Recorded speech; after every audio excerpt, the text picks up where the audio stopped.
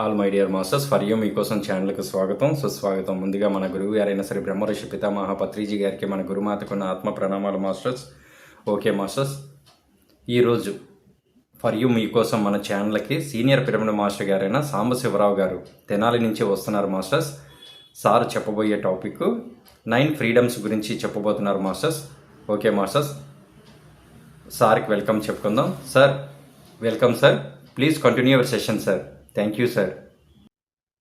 మీకోసం Zoom session నడుపుతున్న hostel మాస్టర్స్కి, ఫిజికల్గా నడుపుతున్న మాస్టర్స్కి కృతజ్ఞతలు, ధన్యవాదాలు తెలియజేసుకొని ఈ సెషన్లో మన గురువు గారైన పత్రిజీ గారి యొక్క చైతన్యాన్ని, వారి గురువు గారైన సదానంద యోగి గారి చైతన్యాన్ని, సదానంద యోగి గారి గురువు గారైన అవతార్ బాబాజీ గారి చైతన్యాన్ని, అవతార్ బాబాజీ గారి గురువు గారైన పరమశివుని చైతన్యాన్ని ఆహ్వానించుకుందాం. ఈరోజు కార్యక్రమంలో మనం చెప్పబోయే topic inter galactic federation members ద్వారా మనకు అందిన భూమి మీద ఉన్న మానవులకు అందిన ఒక జ్ఞానము. అది ఎవరైతే ఆ జ్ఞానాన్ని ఈ భూమి మీద మానవులకు అందిస్తున్నానో ఆ మాస్టర్ని ఇన్వైట్ చేసుకొని ఈరోజు ఈ సెషన్లో వారి యొక్క జ్ఞానాన్ని ఇంకా సంపూర్ణంగా మనకు అందించాలని ఆ మాస్టర్ని రిక్వెస్ట్ చేసుకొని వాళ్ళని ఆహ్వానం పలుకుతున్నాం. Thank you master, thank you, thank you, thank you. మన యొక్క పూర్ణాత్మ చైతన్యం మనతో పాటు ఈ ఛానల్తో లింక్ అయిన హాస్టల్ మాస్టర్లందరికీ కృతజ్ఞతలు, ధన్యవాదాలు తెలియజేసుకుంటూ ఈరోజు ఈ కార్యక్రమాన్ని ఇంటర్ గెలాక్టిక్ ఫెడరేషన్ మెంబర్స్ యొక్క వారి ద్వారా ఆ జ్ఞానాన్ని మళ్ళీ ఇంకొకసారి అందుకుందాం. Thank you masters, thank you, thank you, thank you. ఓకేనండి, ఇది 1960లో ఈ భూమి మీదకి, అంటే మనకి 100 సంవత్సరాలు 120 సంవత్సరాల నుంచి భూమి మీదకి అనేక మంది మాస్టర్స్ జన్మ తీసుకోవడం ఇట్లా జరుగుతుంది.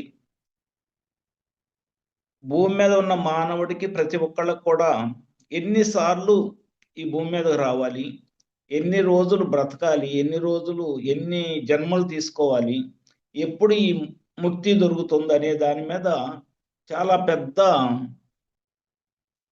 చర్చ జరుగుతూ ఉండేది మానవుడు. అంటే ఆ స్టేజీకి వెళ్ళిన వాళ్ళకి జన్మరాహిత్య స్థితి పొందాలని ఎప్పుడు ఒక ఆకాంక్ష ఉండి దానికోసం అనేక రకాలైన ప్రయోగాలు, క్షుద్ర పూజలు, మామూలు పూజలు, రకరకాల దారుల్లో కొంతవరకు కృతకృత్యులయ్యారు.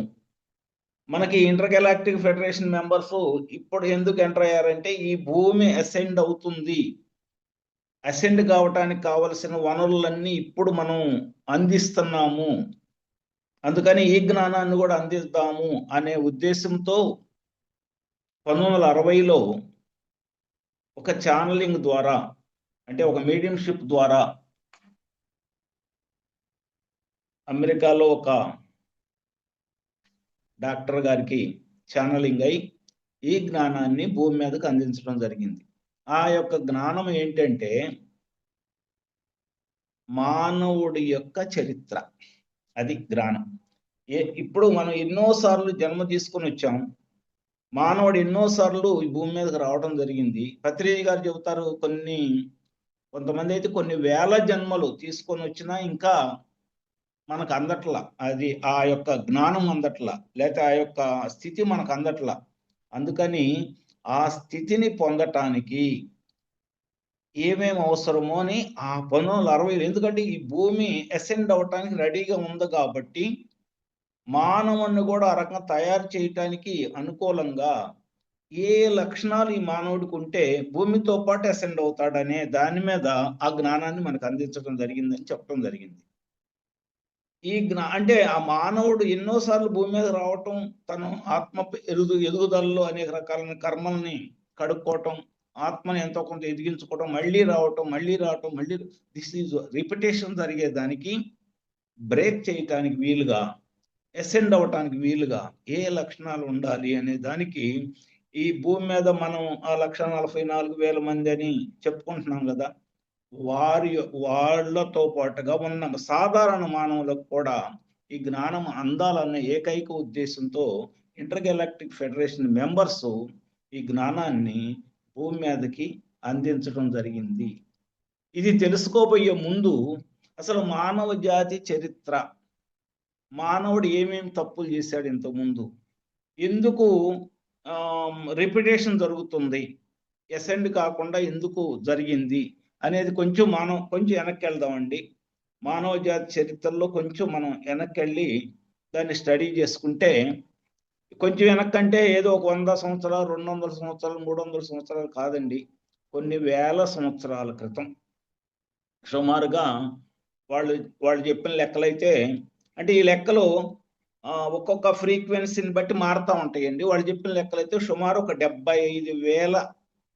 75,000 సంవత్సరాల క్రితం జరిగిన సంఘటనల గురించి చెప్పారు ముందు.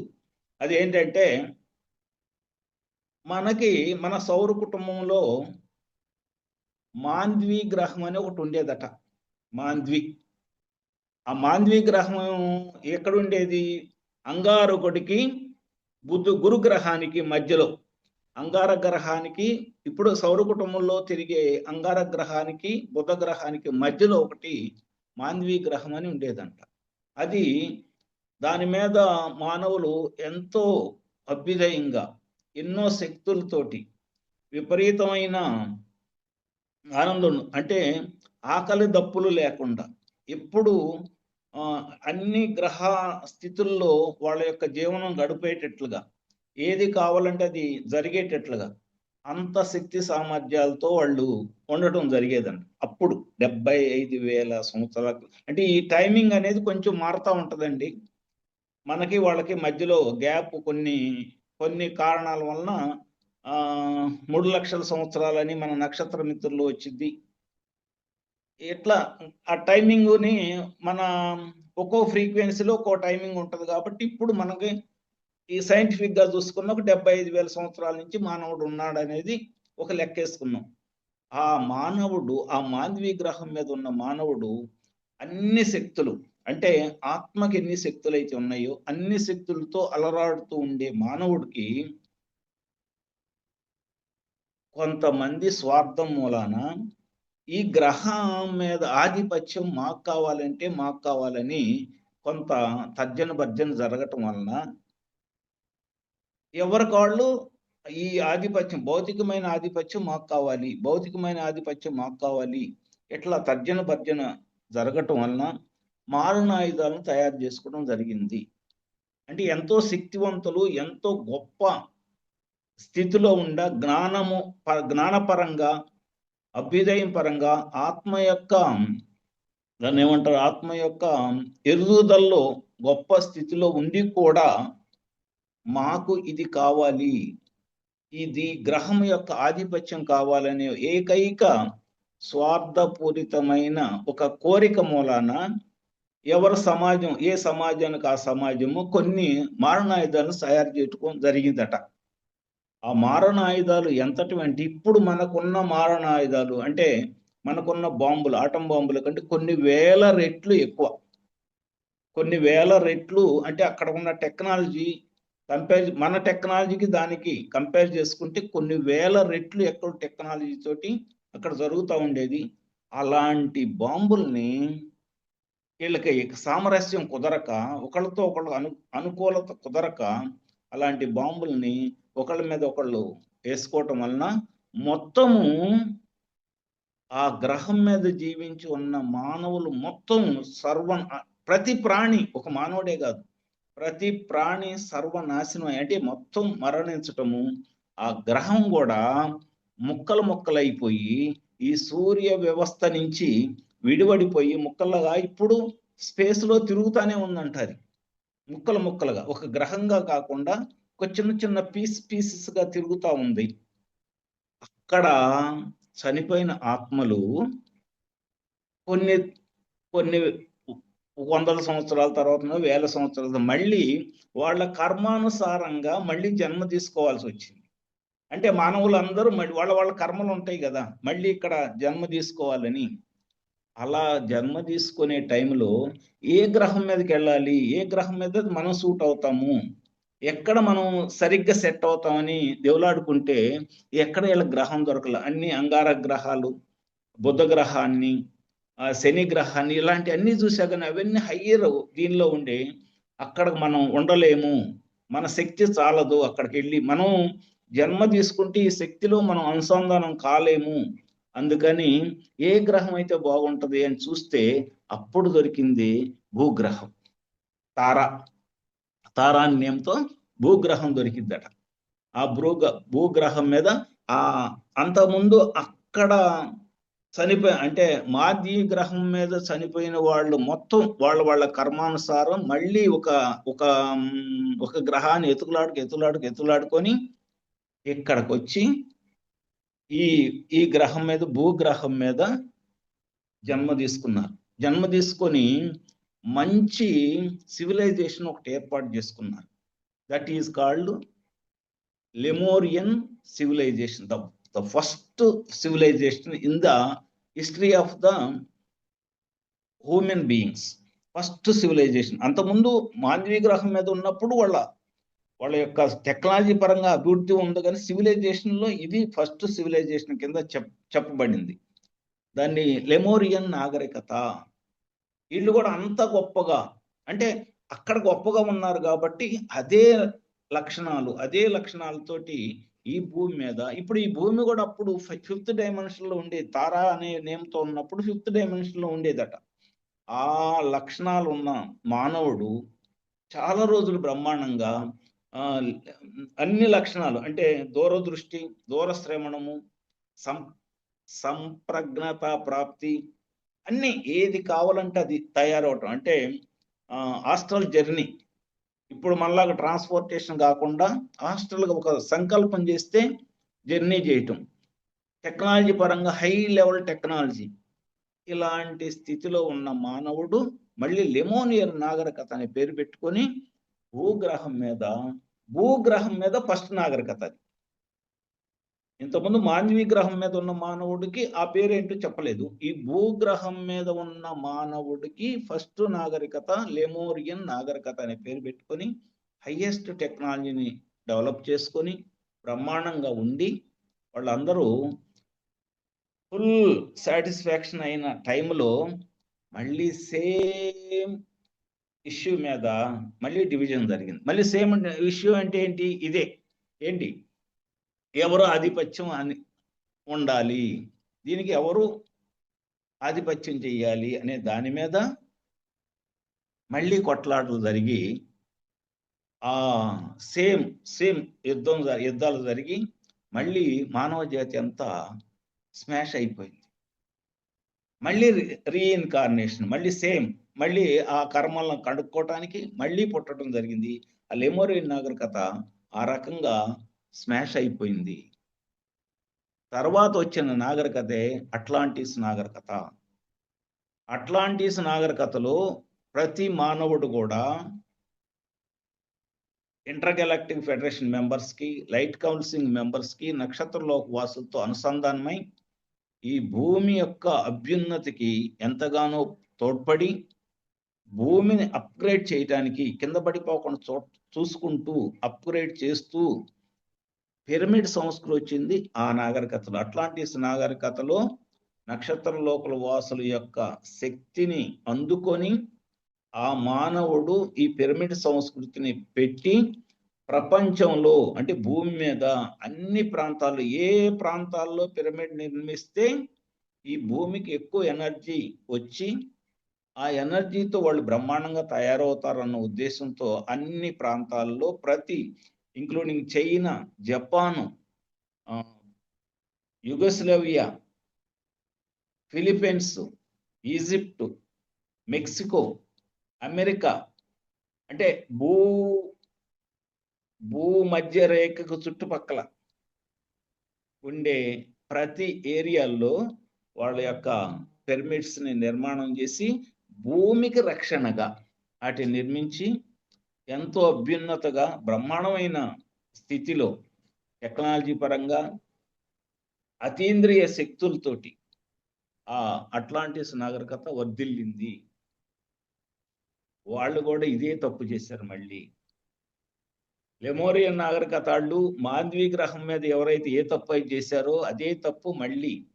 ఈ తప్పు చేయడానికి కారణం ఏంటంటే ఈ యాంటీ ఫోర్సెస్ వీళ్ళల్లో కొంతమందిలో వీక్ మైండ్లో జొరబడి వాళ్ళను ప్రేరేపించి లేదు లేదు నీకే కావాలి నువ్వే గొప్పవాడి అని వాడి యొక్క ఇగోని పెంచి అట్లా ఆ నాగరికతను కూడా నాశనం చేసుకున్నారు.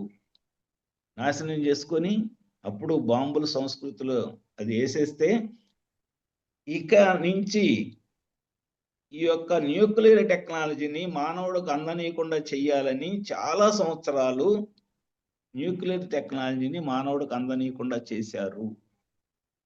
తర్వాత ఆ విశ్వంలో అనేక గ్రహాలకి ఈ యొక్క న్యూక్లియర్ వేస్ట్ వలన ఏర్పడ్డ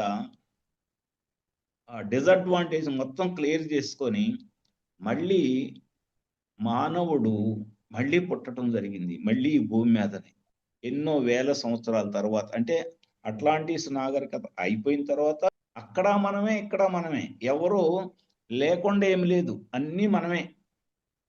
అక్కడ చేసిన వాళ్ళు మళ్ళీ అదే తప్పుల్ని ఈ లెమోరియన్ నాగరిక అసలు ఏ తప్పు అయితే చేశారో, మాన్వీ గ్రహం మీద ఏ తప్పు అయితే చేశారో, లెమోరియన్ మీద ఏ తప్పు అయితే చేశారో, అట్లాంటిస్ నాగరికత కూడా సేమ్ మిస్టేక్ చేసి మొత్తాన్ని ఈ ప్రపంచంలో ఉన్న గ్రహాలన్నిట్లో, అంటే ఈ సౌర కుటుంబంలో ఉన్న గ్రహాలన్నీ ఇబ్బంది పెట్టే స్థితిని తీసుకురాబట్టి వాళ్ళందరూ వెళ్ళిపోయారు. వెళ్ళిపోయిన తర్వాత వచ్చిన సంస్కృతే ఇప్పుడు మనం ఉన్న సంస్కృతి. అంటే అట్లాంటిస్ తర్వాత మెసొపొటేమియా, గ్రీసు, సింధు నాగరికత ఇవన్నీ మన హిస్టరీలో దొరుకుతాయండి. ఈ లెమోరియన్ నాగరికత, అంతకుముందు మాంద్వి, లెమోరియన్ నాగరికత, దాని తర్వాత వచ్చిన అట్లాంటిస్ నాగరికత, ఇవి హిస్టరీకి లేదు, హిస్టరీ దాకా రాలా. అంటే దీనికంటే ముందు, హిస్టరీ కంటే ముందు కూడా ఈ నాగరికతలు ప్రజ్వరలినవి నాశనం అయిపోయింది. హిస్టరీలోకి వచ్చేటప్పటికి మనకి మెసొపొటేమియా నాగరికత వచ్చింది, సింధు నాగరికత వచ్చింది, గ్రీసు నాగరికత వచ్చింది, మళ్ళీ ఈజిప్టు నాగరికత, ఇవన్నీ వచ్చినాయి. ఇవి కూడా బ్రహ్మాండంగా అభివృద్ధి చెందారు. ఈజిప్టు వాసులు కానీ, మెసొపొటేమియా వాసులు కానీ, మళ్ళీ సింధు నాగరికతలో ఉన్నవాళ్ళు కానీ అనేక రకాలైన అభివృద్ధి పథంలో ఎంతో గొప్పగా వాళ్ళ యొక్క జీవనాన్ని గడుపుతూ అతీంద్రియ శక్తులతో అలరారుతూ ఉన్న సమయంలో మళ్ళీ యుద్ధ మేఘాలు కమ్ముకోవటం ఇట్లా ఉండి అటు ఇటు కాకుండా ఉన్నాయి. ఆ టైంలో ఇంటర్ గెలాక్టిక్ ఫెడరేషన్ మెంబర్స్ ఇట్లా కాదు, వీళ్ళు ఎప్పుడు ఇట్లానే చేసుకొని ఇబ్బంది పడుతున్నారు, మానవుడు భూమి ఇప్పుడు షిఫ్టింగ్ టైం వచ్చేసింది. షిఫ్టింగ్ టైం 2001 నుంచి 2000 సంవత్సరం ఒకసారి షిఫ్ట్ జరిగిద్ది అనుకున్నారు, 2012 అనుకున్నారు, 2022 అనుకున్నారు, 2032కి పోస్ట్ పోన్ చేస్తున్నారు. మధ్యలో ఎప్పుడైనా జరగవచ్చు అనేది మనకి సంకేతాలు వస్తున్నాయి. మొన్న అక్టోబర్ 30న షిఫ్ట్ జరుగుతుంది, ఎంతో కొంత షిఫ్ట్ అవుతుంది అనేది చెప్తా వచ్చారు. కానీ మన ప్రపంచంలో యుద్ధ మేఘాలు అప్పుడు ఎన్నైతే ఉన్నాయో ఇప్పుడు అన్నే ఉన్నవి. సేమ్ అప్పుడున్న యుద్ధ మేఘాలే ఇప్పుడు ఉన్నాయి. ఇజ్రాయిలు, పాలస్తీనా, రష్యా, యుక్రెయిన్, ఇరాను, ఇరాక్, మళ్ళీ రకరకాల కవ్వింపులు, పాకిస్తాన్, ఇండియా కవ్వింపులు, ఎక్కడోసారి ఏదో కవ్వింపులు. ఇప్పుడు గనక యుద్ధం గనక వస్తే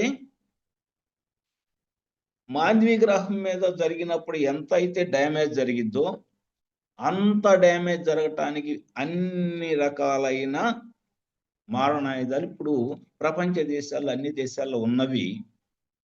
కానీ ఇక్కడ ఒకటి చెప్తున్నారు, ఏమని చెప్తున్నారంటే ఈ మానవులందరికి కావలసిన ఎనర్జీస్ని intergalactic federations light council members, astral masters ఎవరైతే ఉన్నతాత్మలుగా ఎదిగారో ఆ ఆత్మలన్నీ అందిస్తున్నవి కాబట్టి ఈ నెగిటివ్ ఫోర్స్ని ఎంతో కొంత కంట్రోల్ చేస్తున్నాం కాబట్టి ఈసారి యుద్ధం అనేది జరిగి ఈ నాగరికత దెబ్బతినదు.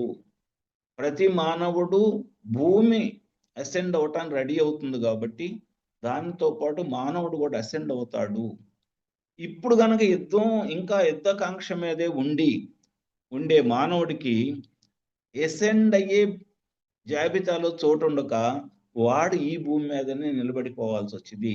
వాడికే ఇబ్బంది పడతాడు, అంతేగాని అక్కడ ఇబ్బంది రాదు అనేది ఇప్పుడు చెప్తున్న విషయం. అక్కడ ఇప్పుడు దాకానేమన్నా యుద్ధం చేసిన వాళ్ళు గెలిచినట్టు చూపిస్తున్నాడు.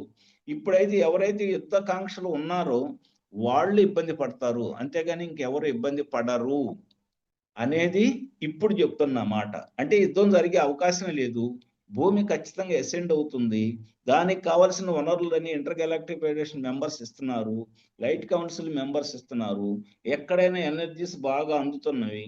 దీన్ని బట్టి మానవుడు అభివృద్ధి పదంగా ఉంటాడు, ఖచ్చితంగా అసెండ్ అవుతాడు. భూమి ఖచ్చితంగా అసెండ్ అవుతుంది ఈ 3-4 ఏళ్లలో. ఎప్పుడైనా అవ్వచ్చు. అది ఆల్రెడీ కొంత ప్రాసెస్లో వెళ్ళిపోయింది, ఇంకా ఎప్పుడైనా అవ్వచ్చు.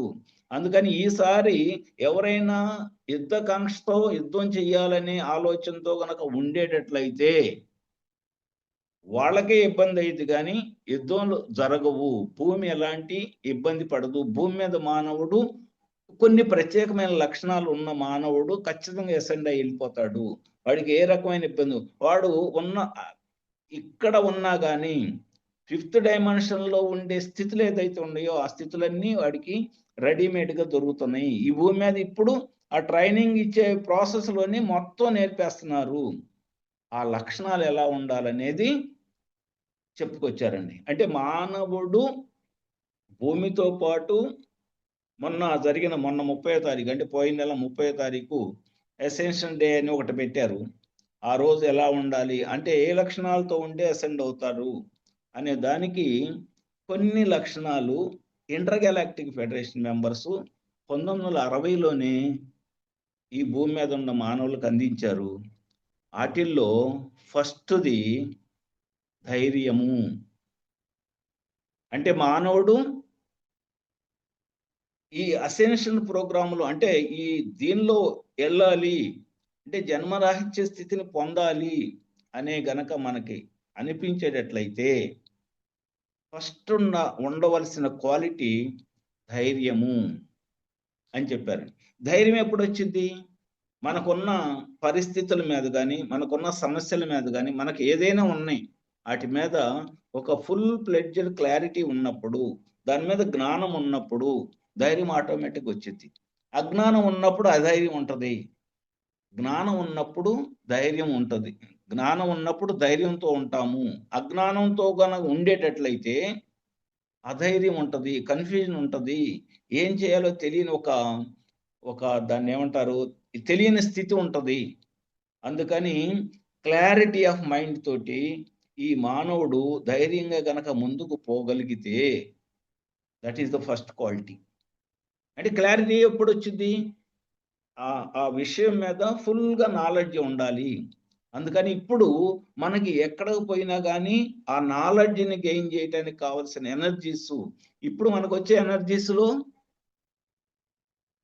జ్ఞానం వస్తుంది, శక్తి వస్తుంది, లవ్ అండ్ ఎఫెక్షన్ వస్తుంది. 3 తరంగాలు కలిపి పంపుతున్నారు ఇంటర్ గెలాక్టిక్ ఫెడరేషన్ మెంబర్స్.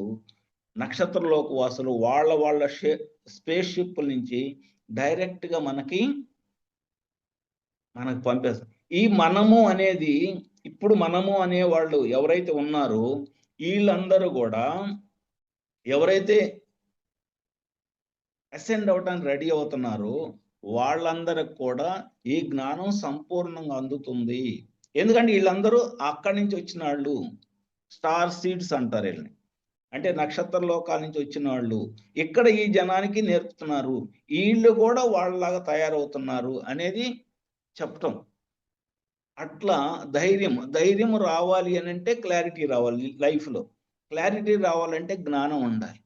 జ్ఞానం ఉండాలంటే మనకి ఈ ఈ ధ్యానములో మనం ఎంత లోతులకి వెళ్ళగలిగితే అంత జ్ఞానం మనకు అసెండ్ మన దాన్ని పొందగలుగుతాం. అందుకని ధ్యానం ఎక్కువ చేయండి, ఆ జ్ఞానాన్ని పొందని. ఇదే విషయాన్ని వేమన గారు 450 సంవత్సరాల క్రితం చెప్పారు. తాడు పామని తాచూచి భయపడే తాడు తాడేనని భయము వదిలే, భయమున్న చోట బ్రహ్మమేల కలుగును విశ్వదాభిరామి నిరువేము. అంటే ద ఫస్ట్ క్వాలిటీ నువ్వు అసెండ్ అవ్వాలంటే, అంటే నీకు జన్మ రాహిత్య స్థితి కావాలంటే, నువ్వు మళ్ళీ భూమి మీదకి రాకుండా ఉండాలి అని, నీ ఆత్మ భూమి మీద రాకుండా ఉండాలంటే నీ ఆత్మకి అన్ని రకాలైన జ్ఞానము సంపూర్ణ స్థితిలో రావాలి. ఇదే వాళ్ళు కూడా చెప్పింది. అంటే ఆత్మకి జ్ఞానం అనేది సంపూర్ణ అన్ని జ్ఞానాలు ఎప్పుడైతే వచ్చిందో అప్పుడు మనకి భయం లేని స్థితి వస్తుంది. ఆ భయం ఉండకూడదు, భయం లేకుండా ఉండాలి. భయం లేకుండా ఉండాలంటే ఆ ఉన్న విషయం మీద, వచ్చిన సమస్య మీద కానీ, ఏదైనా కానీ, మన చుట్టూ ఉన్న సమస్యల మీద, మన చుట్టూ ఉన్న పరిస్థితుల మీద సంపూర్ణమైన నాలెడ్జిని గెయిన్ చేసుకోవాలి. అది ఎక్కడ దొరుకుతుందో అక్కడ చూసుకోవాలి, అక్కడికి వెళ్ళాలి, అది నేర్చుకోవాల్సిందే. అందుకని పత్రిజీ గారు అన్నీ నేర్చుకోండి అని చెప్తారు. దేంట్లో కూడా నువ్వు అసలు వెనకాడద్దు, మొత్తం నేర్చుకో, నీకు కావాల్సింది, అవసరం లేనిది, నీకు ఏది నచ్చితే అది ఫాలో అవ్వు అని చెప్తారు. అంటే ఆ జ్ఞానం అనే దాన్ని వచ్చినప్పుడు, ఆ సపోర్ట్ మనకు ఉన్నప్పుడు, నాకు దేన్నైనా సాల్వ్ చేసుకోగలననే ఒక ఆత్మవిశ్వాసం ఉన్నప్పుడు దేనిలో కూడా భయపడాల్సిన పని లేదు. మోక్ష స్థితికి, ఎసెన్షియల్ స్థితికి ఈ ధ్యానము, అదే ఈ ధైర్యం అనేది కావాలి. ఫస్ట్ పాయింట్ ధైర్యము అని చెప్పేసి. ఇప్పుడు ఒక అమ్మాయి ఉంది, వాళ్ళ పేరెంట్స్ ఉన్నారు, పేరెంట్స్ పెద్దోళ్ళు అయిపోయారు, అమ్మాయి ఒక్కటే ఉంటుంది, పేరెంట్స్తో పాటు ఉంటుంది. రైతులు కూడా వాళ్ళ మదర్కో ఫాదర్కో ఏదో అనారోగ్యం వచ్చింది, మెడిసిన్ తీసుకురావాల్సి వచ్చింది. మెడిసిన్ తీసుకురావాలంటే బజార్కి వెళ్ళాలంటే కొంచెం కంజెస్టెడ్ ఏరియాలో కూడా వెళ్ళాలి, ఆ మెడికల్ షాప్కి వెళ్ళాలంటే. రాత్రి 11, 12 అప్పుడు వెళ్ళాల్సి వచ్చినప్పుడు ఆ అమ్మాయికి మనసులో, నేను బజార్కి వెళ్తే అక్కడ రౌడీ మోకలు ఉంటారేమో, వాళ్ళు నన్ను ఏమైనా చేస్తారేమో భయం ఉండొచ్చు, కుక్కలు, పాములు, కోతులు, పిల్లులు, ఏదైనా జంతువులు మీద పడతాయని భయం ఉండొచ్చు, లేకపోతే షాప్ ఉంటుందో లేదో అని భయం ఉండొచ్చు, నేను అసలు వెళ్ళగలనా లేదా, అంత దూరం వెళ్ళి తీసుకురాగలనా అని భయం ఉండొచ్చు. ఎందుకంటే ఆల్రెడీ మన సొసైటీలో ఒక అమ్మాయి ఆ టైంలో బయటికి పోతే ఎవరో ఒకళ్ళు ఏదో ఒకటి చేస్తారనేది మనకు ఉంది. రాత్రి పూట 12 గంటలు ఒక అమ్మాయి మెడిసిన్ కోసం వెళ్ళినా, బయటికి ఏ కారణం వెళ్ళినా అక్కడున్న అల్లరి మొక్కలు ఏదో ఒకటి చేస్తారనేది మనకు ఫిక్స్డ్గా ఉంది మైండ్లో. అది ఉన్నంత వరకు అమ్మాయి భయపడతానే ఉంటుంది. అదే అమ్మాయి క్లారిటీ ఉందనుకో, ఆ అమ్మాయికే శక్తి ఉందనుకోండి, ఆ అమ్మాయి కరాటే ఫైట్ వస్తుంది అనుకోండి, లేకపోతే కర్రసాము వచ్చు అనుకోండి, వాళ్ళు ఎవరు వచ్చినా నేనే కొడతాను వాళ్ళనే ఒక స్థితి ఉందనుకోండి, భయపడదు, వెళ్ళి మందు తీసుకొస్తుంది. అంటే ఈ మైండ్లో ఉన్న అపనమ్మకాలు, ఈ మైండ్లో ఉన్న మూఢాచారాలు, ఈ మైండ్లో ఏదైతే ఉందో వాటిని మొత్తాన్ని పీకి పడేయాలి. ఎప్పుడు పీకి పడేయగలుగుతాం? మన జ్ఞానం ఉన్నప్పుడు, నాకు ఆ స్థితి ఉంది అని తెలిసినప్పుడు, నేను ఖచ్చితంగా దీన్ని సక్సెస్ చేస్తాననే ధైర్యం ఉన్నప్పుడు ఆటోమేటిక్గా వెళ్ళి ఆ మెడిసిన్ తీసుకుని వచ్చింది వాళ్ళ పేరెంట్స్కి ఇస్తూ ఉంటుంది. లేదా ఆ అమ్మాయి ఒక్కటే ఉంది, భయపడతానే వెళ్ళింది, ఆ పక్కన వాళ్ళ కజిన్ ఉన్నాడు, అదే అపార్ట్మెంట్లో వాళ్ళ కజిన్ ఉన్నాడు, అరే ఈ అమ్మాయి ఒకటే వెళ్ళింది, ఈ అమ్మాయికి పాపం భయం ఎక్కువ, ఈ బజార్ని వెళ్తుంటే అక్కడ మనుషులు కనపడు, ఆ మనుషులు ఏం చేయలే ఈ అమ్మాయిని, ఆ మనుషులు అక్కడ వాళ్ళు ఏదో మందు తాగుతూ కూర్చున్నారు. ఈ అమ్మాయి ఫీలింగ్ ఏంది, వాళ్ళు నా మీద పడతారేమో, వాళ్ళు నన్ను ఇబ్బంది పెడతారేమో అనే ఫీలింగ్ ఉంది. అందుకని వాళ్ళని చూడంగానే భయం అయింది. ఎప్పుడైతే వాళ్ళ అన్నయ్య వెనకమాల వెళ్ళి నేనున్నా లేరా పద వెళ్దాం పా అని అన్నారండి, అప్పుడు భయం వదిలేస్తుంది. అంటే అక్కడ క్లారిటీ, సపోర్ట్, ఆ సపోర్ట్ మనకి ఇక్కడ కూడా రావాలి, ఈ లైఫ్లో కూడా రావాలి. ప్రతి విషయం మీద పూర్తి క్లారిటీగా ఎప్పుడైతే ఉంటామో అప్పుడు భయం అనేది మనలో నుంచి పోతుంది. దానికి ఆత్మబలం కావాలి, విజ్ఞానం కావాలి, సజ్జన సాంగత్యం కావాలి. అలాంటప్పుడే భయాన్ని విడనాడతాము. ఆ భయం లేని స్థితే మొదటి మెట్టు. దేనికి? అసెండ్ అవటానికి, అంటే మోక్ష స్థితిని పొందటానికి, హయ్యర్ డైమెన్షన్స్కి వెళ్ళటానికి అది మొదటి మెట్టు. భయము లేని స్థితి, ధైర్యము. రెండో కండిషను లవ్, ప్రేమ. ఎప్పుడైతే ధైర్యం ఉంటుందో, ఎప్పుడైతే జ్ఞానం ఉంటుందో, ఎప్పుడైతే ఏ పని చేయొచ్చనే ఒక ఆత్మవిశ్వాసం ఉంటుందో, ఆ భయం ఎప్పుడైతే వీడతామో ఆటోమేటిక్గా లవ్ అండ్ ఎఫెక్షను ఆ మానవుడికి వచ్చేస్తుంది. అంటే next condition love, universal love, indiscrimination love. Discrimination love కాదు, అన్డిస్క్రిమినేషన్ లవ్, అంటే అన్కండిషనల్ లవ్. ఆ కండిషన్ లవ్ ఎప్పుడైతే వచ్చిందో ఆటోమేటిక్గా మన యొక్క స్థితులన్నీ మారిపోతూ ఉంటాయి. అందుకనే కింద 3 చక్రాలు భౌతిక జీవితానికి అని చెప్తారు. అనాహత చక్రంలోకి ఎప్పుడైతే వచ్చిందో ఆత్మస్థితి, అక్కడి నుంచి ఆ లవ్ అండ్ ఎఫెక్షన్ బాగా పెరుగుతుంది. ఆ పైన వెళ్ళటం ఈజీ అని చెప్తారు మన పురాణాల ప్రకారం, మన ఇండియన్ మైథాలజీ ప్రకారం. అందుకని ఆ లవ్ అనేది ఎప్పుడైతే యూనివర్సల్ స్థాయిలో మనం చేయగలుగుతామో, ఎప్పుడైతే యూనివర్సల్ లవ్ని ఎగ్జిబిషన్ చేయగలుగుతామో, ఇప్పుడు ఆటోమేటిక్గా మనకు కావాల్సి, మనం ఏదైతే పంచుతామో, అందరినీ మనం ఇష్టపడుతున్నాం, అందరిని లవ్ చేస్తున్నాం, అందరు ఎవరిని డిస్క్రిమినేషన్ చేయట్లేదు, మన కూడా అందరూ అదే విధిలో యాక్సెప్ట్ చేస్తారు. అప్పుడు మనకి ఎంతో ఆనందం ఉంటుంది. మనం ఎవరిని ఇష్టపడకుండా వాళ్ళందరూ నన్ను ఇష్టపడాలంటే ఎవరు పడరు. లవ్ టువర్డ్స్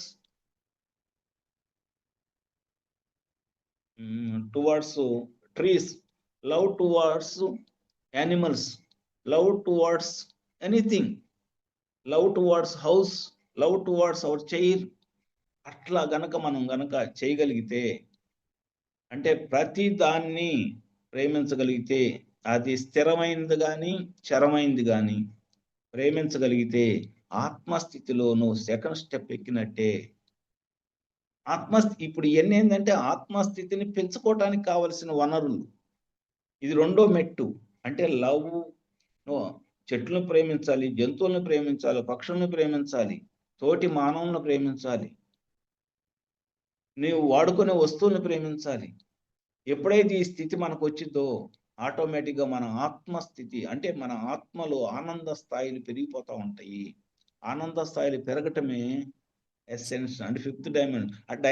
ఆ డైమెన్షన్లో ఏ స్థితిలో అయితే ఉండగలుగుతామో ఆ స్థితి ఇక్కడే పొందుతున్నాము. అందుకని love towards all, universal love. ఆ యూనివర్సల్ లవ్లో కనుక మనం వెళ్ళగలిగితే అది రెండో స్టెప్పు. అంటే ఫస్ట్ స్టెప్ ధైర్యంగా ఉండాలి, దేన్ని చూసి భయపడకూడదు. Whatever the circumstances we are facing, we don't want to fear of it. Fear అనేది ఉండకూడదు. అందుకని ఒక సైక్రాటిస్ట్లో ఒక మాట చెప్తారు, under any crisis we should not lose our balance of mind. That is the primitive condition.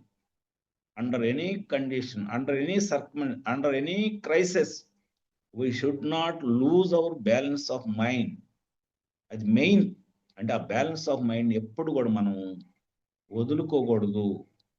అంటే ధైర్యంగా ఉండాలి. ఏదైతే ఇదైంది, ఈవెన్ టు డెత్ అయ్యే స్థితి అయినా కానీ ధైర్యంగానే ఉండాలి. అది ఫస్ట్ కండిషన్. లవ్, అన్నిటినీ ఇష్టపడాలి. మొక్కలతోటి మనం గనక ఉండగలిగితే, జంతువులతోటి ఉండగలిగితే ప్రతిదీ మనని యాక్సెప్ట్ చేస్తుంది. ఒక కుక్కకి ఇంత అన్నం పెడితే, ఒక పిల్లికి ఇంత అన్నం పెడితే లవ్ ఊరకట్లా నిమిరి దాని ఇవి మీద నిమురుతా ఒక ఆవుని ఇట్లా నిమురుతుంటే, ఆవు యొక్క చర్మం మీద మనం ఇట్లా గనక నిమురుతుంటే మనకి మన లోపల ఏ రకమైన ఇబ్బందులు ఉన్నాయో ఆ రకములైన ఇబ్బందులను అది తెలుసుకొని మనకి కావలసిన విధంగా ఏ రకమైన ఆకులు తినొస్తే ఈ మానవుడి జీవితంలో, నా యజమాని జీవితంలో ఉన్న అనారోగ్యం బయటకు పోతుంది అనే విషయం తెలుసుకొని ఆ రకమైన మేత మేసి వచ్చిందంట అడవిలో నుంచి. అంటే దాన్ని అంత ఇదిగా గనక మనం ప్రేమించగలిగితే మన అంత ఇదిగా అది ప్రేమిస్తుందని చెప్తారు. అంటే చెట్లు కూడా ఈవెన్ వాటర్, పంచభూతాలు దేన్నైనా పట్టుకోండి. కావాలంటే మనం చెక్ చేసుకుందాం ఒకసారి. వాటర్ బాటిల్లో వాటర్ పోసి ఇట్లా పట్టుకోండి. ఆ వైబ్రేషన్ మనకి అట్లా అట్లా వెళ్ళిపోతా ఉంటది. మన శరీరంలోకి అట్లా వెళ్ళిపోతా ఉంటది. జస్ట్ పొద్దున్నే తాగేటప్పుడు వాటర్ బాటిల్లోనో గ్లాసులోనో తీసుకుంటాం కదా, దాన్ని అట్లా పట్టుకొని ఈ వాటర్ నాకు అమృతంలాగా పనిచేస్తుంది, నేను బాగా ఇష్టపడుతున్నాను, ఈ వాటర్ నన్ను అత్యుత్తమ స్థాయికి నా యొక్క ఆత్మ ఎదుగుదలకు పనిచేస్తుంది, ఏదో మన ఇష్టం వచ్చిన పాజిటివ్ ఎనర్జీస్ని కనుక దానిలో పెడితే అప్పుడే పట్టుకున్నప్పుడే దానిలో నుంచి ఒక వైబ్రేషన్ మన శరీరంలోకి వెళ్ళిపోతా ఉంటుంది. ఎట్లా వెళ్ళిపోతా ఉంటుంది, శరీరం మొత్తం వ్యాపించినట్టు మనం ఫీల్ అవుతాం. ఇది మనం చెక్ చేసుకోవచ్చండి రోజువారీ. అంటే ఒక దాన్ని లవ్ చేస్తే, ఒక విషయాన్ని, ఒక పంచభూతాల్లో ఒక దాన్ని లవ్ చేస్తే దాని రిఫ్లెక్షన్ మనకు 100 రెట్లు ఉంటుంది. అందుకని రెండో కండిషన్ లవ్. ఫస్ట్ కండిషన్ ధైర్యము, కరేజ్, అంటే అధైర్యం కాకుండా ధైర్యం. రెండోది లవ్. మూడోది సేవ, సర్వీస్. లవ్ యొక్క పరాకాష్ఠే సేవ. మనం ఎంత యూనివర్సల్లోనే ఎగ్జిబిట్ చేస్తూ ఉంటాము, ఆటోమేటిక్గా సేవా రంగంలోకి వెళ్ళిపోతాం. వితౌట్ ఎనీ బెనిఫిట్, మన బెనిఫిట్ ఆశించకుండా సేవ చేయటం, ఆశించకుండా పని చేయటం సేవ అంటే అది. అంటే ఆశించి పని చేస్తే ఆత్మ ఎదుగుదల ఉండదండి. శారీరక ఎదుగుదల, మన ఆస్తుల ఎదుగుదల ఇవి ఉంటాయి. ఇవి మనం చెప్పుకునేది ఏంటంటే ఆత్మ ఎదుగుదల కోసం, ఆత్మ ఎసెండింగ్, ఆత్మ ముక్తి పొందటానికి కావలసిన వనరులు. అంటే ఏ స్థితిలో ఉంటే మన ఆత్మ అంత దూరం వెళ్తుంది, మళ్ళీ జన్మ రాకుండా, మళ్ళీ ఈ భూమి మీదకి ఎన్నిసార్లు రావాలి, ఎన్నిసార్లు పోవాలనేది రాకుండా ఉండాలంటే service without any benefit, without ambition of any benefit. Service without ambition of any benefit. ఏ కోరిక లేకుండా, ఏది ఇది నేను చేస్తే ఇది వస్తుంది అనే ఆలోచన లేకుండా, service towards poor, service towards animals, service towards what ever it may be, దేనికైనా కానీ చేస్తే అది సర్వీస్ టువార్డ్స్ పంచభూతాస్. నీళ్లు తక్కువ వాడినా కూడా సర్వీస్ చేసినట్టే. మనం వాడుకొని నీళ్లు అనవసరంగా వేస్ట్గా పారపోయకుండా తక్కువ వాడినా కూడా మనం దానికి సర్వీస్ చేసినట్టే. మనం భూమిని ఏదన్నా పనికి, మనం పొలాల్లో నాట్లు వేయడానికి తొక్కుతాం కదా, ఆ తొక్కేటప్పుడు కూడా పూర్వకాలంలో మనకి ఇవన్నీ ఏరువాక పౌర్ణిమాలని, అంటే భూమిని నేను దున్నబోతున్నాను, నాకు ఆ పర్మిషన్ ఇవ్వండి ఆ తల్లిని అడిగినట్టు అడిగి ఏరువాక పౌర్ణమి చేస్తారు. అమ్మ నేను ఈ రోజు పంట వేసుకోవటాన్ని నేను తవ్వుతున్నాను, నాకు ఆ పర్మిషన్ ఇవ్వు, నువ్వు యాక్సెప్టెన్స్ ఇస్తే నేను తవ్వుకుంటాను, నేను తవ్వుకొని పైరు వేసుకుంటాను, పండించుకుంటాను. అంటే యాక్సెప్ట్, అంటే ఆ పంచభూతాలను కూడా మనం యాక్సెప్ట్ తీసుకుని వాటిని కూడా లవ్ చేస్తూ వాటిని ద్వారా మనం వాటికి సర్వీస్. మనం పంచభూతాలు అన్ని తీసుకుంటున్నాం, అన్నిటిని వాడుకుంటున్నాం, కానీ ఎప్పుడు వాటికి మనం తిరిగి ఏమి ఇవ్వట్లా. అది గనక ఇవ్వగలిగితే, ఏమి ఇవ్వలేము మనం, కానీ ఇస్తున్నాము నమస్కారము అని గనక చెప్పగలిగితే, ఆ service without any ambition to get back, ఆ రకమైన సర్వీస్ కనుక చేస్తే దివ్య జ్ఞాన ప్రకాశం అనేది వచ్చింది. 4వ స్టెప్. దివ్య జ్ఞాన ప్రకాశము అది 4వ స్టెప్. అంటే ఫస్ట్ ధైర్యము, ప్రేమ, service towards anything without ambition of get back. Get back nothing. ఇది సర్వీస్కి. ఈ 3 కనుక సరిగ్గా ఉంటే దివ్య జ్ఞాన ప్రకాశము. ఆ దివ్య జ్ఞాన ప్రకాశానికి వెళ్ళటానికి మనలో మనకి ప్రయాణం చేస్తున్నప్పుడు మనలో ఉన్న దివ్య జ్ఞాన ప్రకాశాన్ని మనం ఎక్స్ప్లోర్ చేసుకుంటాము. ఈ 3 కనుక మనం చేస్తుంటే, ఈ 3 మనకు లక్షణాలు ఉంటే దివ్య జ్ఞాన ప్రకాశం అనేది బయట ఎక్కడ ఉండదు, లోపలే ఉంటది. మనం ఎక్స్ప్లోర్ చేసుకుంటాం దాన్ని. ఈ కండిషన్లో బయట కనుక మనం చేయగలిగితే ఆటోమేటిక్గా దివ్య జ్ఞాన ప్రకాశం ఓపెన్ అయ్యి మనలో నుంచి మనకి ఒక జ్ఞాన ప్రాప్తి జరుగుతూ ఉంటది. ఆ దివ్య జ్ఞాన ప్రకాశాన్ని పొందటానికి కావలసిన ముందు 3 లక్షణాలు కనుక కంప్లీట్ చేస్తే ఈ 4వ లక్షణము దివ్య జ్ఞాన ప్రకాశం అనేది ఆటోమేటిక్గా మన కండిషన్లోకి వచ్చేస్తూ ఉంటది. ఇప్పుడు మనం చెక్ చేసుకోవచ్చు అండి, మనం ఏ స్థితిలో ఉన్నాం, ఎక్కడ ఆగిపోయాము. ఆ కండిషన్ అన్ని మనకు చెప్తా ఉంటే మనం ఏ స్థితిలో ఉన్నాము, ఎందుకు ఇక్కడి నుంచి దాటలేకపోతున్నాము. అసెండ్ అవ్వాలి అనుకుంటున్నాం, ధ్యానం చేస్తున్నాం బోళ్ళంతా. ఆ టైం వచ్చినప్పుడు రానప్పుడు ముందుగాను ఎసెన్షియల్ భూమి అవుతుంది, దాంతోపాటు మనం వెళ్ళాలంట. ఇట్లన్నీ బోళ్ళంతా చేస్తున్నాం వర్క్, మనం చేతనేం చేసుకుంటున్నాం. కానీ ఎక్కడో ఏదో ఫాల్ట్ జరుగుతుంది. ఆ ఫాల్ట్ ఏంటో తెలుసుకోవాలంటే ఈ 9 కండిషన్లు మనకి కొంచెం అంటే మనకు ఆ 9 కండిషన్లో ఉన్న మర్మం తెలుసుకుంటే ఆటోమేటిక్గా we will also be ascended. మనం కూడా ఆ 5th డైమెన్షన్కి వెళ్ళిపోతాం. 5th డైమెన్షన్కి వెళ్ళినప్పుడు మన మాటే మంత్రము, మన చూపే రామబాణము, మన సంకల్పమే మేనిఫెస్టేషన్. ఇవన్నీ స్థితులు. మనం ఎక్కడికన్నా వెళ్ళాలంటే వాళ్ళే మనం వచ్చి తీసుకెళ్లే పరిస్థితి. మనం ఎవరికన్నా ఏదన్నా మెసేజ్ ఇవ్వాలంటే వాళ్ళే మనకి ఫోన్ చేయటం, ఇట్లాంటివన్నీ జరుగుతూ ఉంటాయి. ఈ దివ్య జ్ఞాన ప్రకాశం అనేది ఈ ఫస్ట్ 3 కండిషన్లు మనం ఫుల్ఫిల్ చేస్తే ఆటోమేటిక్గా మనలో ఉన్న దివ్య జ్ఞాన ప్రకాశం ఎక్స్ప్లోర్ అవుతుంది, బయటకు వచ్చేస్తుంది ఆటోమేటిక్. ఇది 4వ కండిషన్. అంటే మనం బయట వినాలి, గురువులు చెప్పిన మాటలు వినాలి, బుక్స్ చదవాలి. దాన్ని బేస్ చేసుకొని మనలో ఉన్న అంతరంగ ప్రయాణం చేసినప్పుడు మన లోపల ఉన్న జ్ఞానాన్ని ఎక్స్ప్లోర్ చేసుకుంటూ ఉండాలి, ఎక్స్ప్లోర్ అవ్వాలి. అది అవి ఎక్స్ప్లోర్ అవ్వాలంటే పై 3 కండిషన్లు చక్కగా ఉండాలి, ధైర్యం ఉండాలి. వస్తుంది జ్ఞానం వచ్చినట్టు చెప్తుంది. DNA యాక్టివేషన్ అప్పుడు ఒళ్ళంతా పగిలిపోతూ ఉంటుంది, తల తిరిగిపోతూ ఉంటుంది, ఏదేదో జరుగుతూ ఉంటాయి. వాళ్ళు ఏదో చేస్తారు, అది అంటారు, ఇది అంటారు. ధైర్యము అది ఉన్నప్పుడు ఆటోమేటిక్గా నెక్స్ట్ స్టెప్కి వెళ్ళిపోతాం. ఈ 3 కండిషన్లు సరిగ్గా ఉన్నప్పుడు 4వ కండిషన్ అయిన దివ్య జ్ఞాన ప్రకాశము అంటే మనకు ఒబిడియన్స్ వచ్చేసింది towards gurus, towards other people. ఎవరన్నా ఎక్స్పీరియన్స్ చెప్తుంది అనుకో, మనం చెవులు పెట్టుకొని వినాలి బాగా. ఈడు చెప్పేది ఏంది, నిన్నగాక మొన్న వచ్చి అనకూడదు. ఎందుకు అనకూడదు అంటే అది వినే స్థితి నీకుంటేనే నీ లోపల ఎక్స్ప్లోర్ అవుతుంది.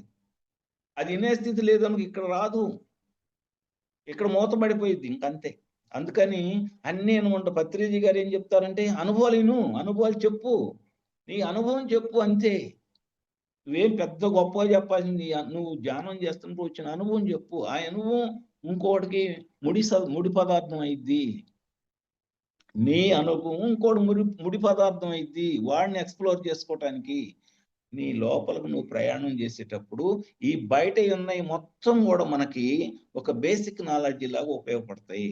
అందుకని అన్నీ నీకు సంబంధించింది నువ్వు తీసుకో, దేన్ని రిజెక్ట్ చేయబాక, ఎవరి మీద కంప్లైంట్ చేయబాక, ఎవరి మీద కామెంట్ చేయబాక, ఎవరిని ఇది చేయబాక. పత్రిజీ గారు మనకు అందించిన గొప్ప సూత్రం అది. అన్నీను ఆయన కూడా అట్లానే వింటాడు, చిన్న పిల్లాడు చదువుతున్నా ఇట్లా చెవు పెట్టుకొని ఇప్పుడే వింటున్నట్టుగా వింటాడు. ఆయన అబ్జర్వ్ చేస్తే తెలుస్తుంది. తర్వాత విశ్వ చైతన్యముతో అనుసంధానం అవటము 5వ కండిషన్. విశ్వ చైతన్యముతో అనుసంధానం. ఇది ఎట్లా మనకెట్లా తెలిసింది విశ్వ చైతన్యంతో అనుసంధానం అయ్యామంటే? మనం రోజు అవుతున్నాం. మన ధ్యానములో శూన్య స్థితికి వెళ్ళటం అంటే మన యొక్క చైతన్యాన్ని విశ్వవ్యాపకం చేస్తున్నాం. కానీ మనకు తెలియవచ్చు, తెలియకపోవచ్చు. అంటే శూన్య స్థితిలోకి మన మన మనసు శ్వాస రెండు ఏకమై రెండు ఇక్కడ నిలబడి ఎప్పుడైతే మన శ్వాస ఆడన స్థితి ఎప్పుడైతే మనకు వస్తుందో, బయట ఈ ఇడానాడి పింగళనాడి గుండా ఆడని స్థితి వచ్చింది, అందరికి వచ్చింది, ధ్యానం చేసే వాళ్ళందరికీ. ఎప్పుడైతే ఈ సుషుమ్నా నాడి ద్వారా శ్వాస నడుస్తుందో, ఎప్పుడైతే ఈ చైతన్యం శూన్య స్థితి కంప్లీట్ శూన్యంలోకి వెళ్ళిపోతుందో, ఆ శూన్య స్థితే విశ్వ చైతన్యంతో అనుసంధానం అవటము. అంటే విశ్వం మొత్తం మన యొక్క చైతన్యం వ్యాప్తి చెందిద్ది. అంటే మన మనస్థితి నుంచి, ఇది మనస్థితి అంటే మన భౌతిక జీవితానికి సంబంధించింది. మన చైతన్యం ఇక్కడే ఉంటే భౌతిక జీవితమే. 3 చక్రాలు కింద 3 చక్రాల్లోనే ఉంటాము. అది ఇక్కడ నుంచి సబ్ కాన్షియస్ మైండ్ గా తీసుకెళ్ళగలిగితే అనాహత చక్రము, సబ్ కాన్షియస్ అనాహత, అక్కడ లవ్ అండ్ ఎఫెక్షన్. ఆ లవ్ అండ్ ఎఫెక్షన్ పెరిగిన కొద్దీ, సేవాభావం పెరిగిన కొద్దీ సూపర్ కాన్షియస్ మైండ్కి వెళ్ళిపోతుంది. సూపర్ కాన్షియస్ మైండ్ ఈ శరీరం మొత్తం, ఈ శరీరంలో అన్నీ ఉన్నాయని చెప్పారు శ్రీకృష్ణుడు మనకి. మొత్తం ఓపెన్ చేసి మొత్తం చూపించాడు. అఖిలాండ కోటి బ్రహ్మాండాన్ని అంతా అక్కడ చూపించాడు. అంటే మనకు కూడా ఉంది అది. ఆ సూపర్ కాన్షియస్ మైండ్ లోకి మనం ఎప్పుడు వెళ్తున్నాం? ఈ మనస్సు ఈ శ్వాస రెండు ఏకమై రెండు ఇక్కడ నిలబడ్డప్పుడు, సూపర్ కాన్షియస్ మైండ్ వెళ్ళినప్పుడు, ఈ super conscious mind is equal to విశ్వ చైతన్యము, శూన్య స్థితి. అంటే విశ్వం మొత్తం శూన్యంతో నిండి ఉంది. ఈ ప్రకృతి అంతా కూడా 99.99 శూన్యము, 0.001 అనేది ప్రకృతి. అంటే ఎంత శూన్యం ఉందో చూడు. ఆ శూన్యంలోకి మనం సమాధి స్థితిలో వెళ్ళిపోతున్నాం. ప్రతి జ్ఞాని ప్రతిరోజు సమాధి స్థితిలో కాసేపైనా ఉండొస్తాడు. కొంచెం సేపు అయినా, ఒక్క నిమిషమైనా, అర నిమిషమైనా ఉండొస్తాడు. అన్ని గంటలే ఉండకపోవచ్చు, ఖచ్చితంగా ఉండొస్తాడు. అదే విశ్వ చైతన్యంతో అది మనకు తెలుసుకోవాలి, అనుభూతి చెందాలి. మనం ఉంటామా నిద్రపోతున్నాం అనుకుంటాం. మన భయం నిద్రపోతున్నామేమో, నిద్రపోము. అంటే కొంతమంది కొన్నిసార్లు నిద్ర కూడా ఉంటుంది. దాన్ని మనం అనుభూతి చెందాలి. నేను విశ్వ చైతన్యంతో అనుసంధానమయ్యాము. అది ఎప్పుడు తెలిసిద్దంటే మన సంకల్పాలు నెరవేరటం, మనం ఇప్పుడు అనుకోగానే అది మనకి ఎదురు కావటం, ఇలాంటివి జరుగుతున్నాయి. అంటే మనం విశ్వ చైతన్యంతో అనుసంధానం అయినప్పుడు మాత్రమే జరుగుతాయి. అది ఏంటంటే క్వాంటమ్ ఫిజిక్స్ అంటారు. క్వాంటమ్ థియరీ ఏం చెప్తుందంటే ఉన్నదంతా శూన్యమే, ఉన్నదంతా శూన్యమే. ఉన్నది ఆ శూన్యములో నుంచి 0.001 మెటీరియలిస్టిక్ మ్యాటరు, మిగతా అంతా శూన్య స్థితి అని చెప్తారు. అక్కడికి వెళ్తాం. అక్కడికి వెళ్తే మనం మన ఫోకస్ ఎటు ఉంటే అది మనము. మన ఫోకస్ ఎటు చూస్తే దాన్ని మనం పొందగలుగుతాము. మనం జ్ఞానం కలిగి చూస్తే జ్ఞానం, మనం డబ్బు కలిగి చూస్తే డబ్బు, మనం ఆరోగ్యం కలిగి చూస్తే ఆరోగ్యం పొందు, మనం దేని కలిగి చూస్తే అది మనకి అందుబాటులోకి వచ్చింది. అందుకని ప్రతి జ్ఞాని విశ్వ చైతన్యముతో ప్రతిరోజు ఎంతో కొంతసేపు అనుభూతి చెందుతున్నాడు. కానీ అది మనకి తెలియాలి. నేను అక్కడికి వెళ్ళాను, అన్నీ నాకు ఆ శూన్య స్థితిని అనుభూతి చెందుతున్నా, అనుభూతి చెందాలి. ఇప్పుడు మనం చెప్పుకుంటే తెలిసింది కాదండి, అనుభూతి చెంది పొందటం. అది ఆ స్థితిని మనం పొందాలంటే విశ్వ చైతన్యముతో అనుభూతి అంటే విశ్వవ్యాపక చైతన్య స్థితిని అనుభూతి చెందటం. అందరం చేస్తున్నాం, ఆ పని చేస్తున్నాం, కానీ అది చేస్తున్నామని తెలియపోవచ్చు. అందుకని ఆ స్థితిని నేను అనుభూతి చెందుతున్నాను, అనుభవం అవుతుంది నాకు అనే స్థితి రావటమే 5వ కండిషన్. ఇక 6 అసెండింగ్, అధిరోహణ. అసెండింగ్ అంటే ఒకదానికి పెంచుకుంటూ వెళ్ళటం. అంటే ఇక్కడ ఉన్నాం మనం, ఈ స్థితి నుంచి ఇంకో స్థితికి, ఈ స్థితి నుంచి ఇంకో, అంటే పెంచుకుంటూ వెళ్ళటం, మన చైతన్యాన్ని పెంచుకుంటూ వెళ్ళటం. అది ఇప్పుడు ఈశ్వర చైతన్యంతో అనుసంధానం అవటానికి దగ్గరగా అది కూడా ఉంటుందండి. అక్కడికి వెళ్ళిపోతున్నాం. అసెండ్ అవటం అంటే మనకున్న ఇప్పుడు ఎన్ని ఎసెన్స్ లో భాగమే ధైర్యంగా ఉండటము, లవ్ అండ్ ఎఫెక్షను, సేవ, దివ్యజ్ఞాన ప్రకాశం, ఇవన్నీ కూడా వన్ స్టెప్స్. అట్లానే ఈ అసెండ్ అనేది కూడా ఇంకో స్టెప్ లాంటిది. అంటే ఖచ్చితంగా మనం మూవ్ అవుతున్నాం, ముందుకు వెళ్తున్నాం. అసెండ్ అంటే పైకి వెళ్ళటమే కదా, అంటే మూవ్ అవుతున్నాం, మూవ్ టువర్డ్స్ మోక్ష, మూవ్ టువర్డ్స్ మోక్ష. అంటే ఆ స్థితి మనకు వచ్చినప్పుడు మనకి ఆ 5th డైమెన్షన్ అనుభూతులన్నీ ఆల్రెడీ మనం అక్కడి నుంచి వచ్చామండి. అది మన గమ్మత్ ఏంటంటే మనం వచ్చింది 5th డైమెన్షన్, 5 డైమెన్షన్స్ నుంచి వచ్చాం. ఇక్కడేదో నేర్చుకోవాల్సి వచ్చాం. ఆల్రెడీ ఆ అనుభూతులు ఉన్నవి. ఇప్పుడు ఎక్స్ప్లోర్ చేసుకున్నప్పుడు ఆటోమేటిక్గా ఆ ఎక్స్ప్లోర్లో మనం ఆటోమేటిక్గా వెళ్ళిపోతూ ఉంటాం పైకి. అదే ఎసెన్షన్.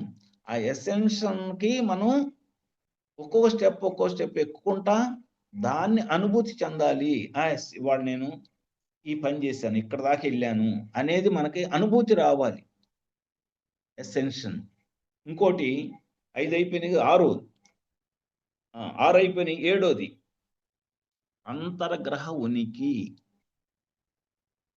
ఇది ఎట్లండి, మనం ఇక్కడ కూర్చుంటాం, అంతర్గ్రహాలు ఎట్లా వెళ్తాం అని అనిపించిద్దండి.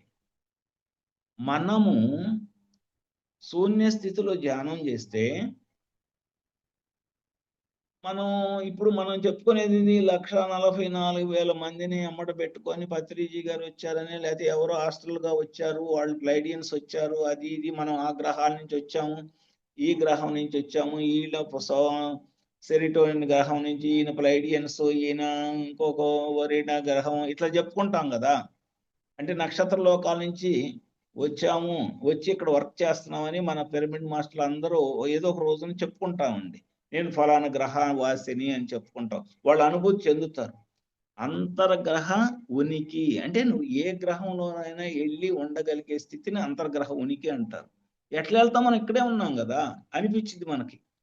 కానీ మన ధ్యాన సమయంలో మనం ఏ గ్రహానికి సంబంధించిన వాళ్ళతో కనెక్ట్ అవుతాము. నాకు ఒకసారి నాది 2015 ఆ టైంలో, 2015-16 ఆ టైంలో నేను ప్లైడీస్ నక్షత్ర వాసిని అనేది నాకు ఒక్కొక్క మెట్లో తెలుసుకుంటూ వచ్చింది. తెలుసుకుంటుంటే ఇదేంటి, ప్లైడియన్స్ అంటే వాళ్ళు ప్రేమమూర్తులు, ప్రేమ స్వభావులు, ప్రేమని మన యొక్క డిఎన్ఏలో పొందుపరిచిన వాళ్ళు అంటే చాలా లవ్ అండ్ ఎఫెక్షన్ ఉన్నవాళ్ళు, వాళ్ళు ఏదైనా కానీ ఇతరులకు పంచిపెట్టగలిగిన వాళ్ళు. అలాంటి ప్రేమ స్వరూప గ్రహాన్ని నుంచి నేను వచ్చానని చెప్తానికి ఏంటి ఆధారం? నేను వస్తే నాకు ప్రేమ లేదు అని చెప్పాను.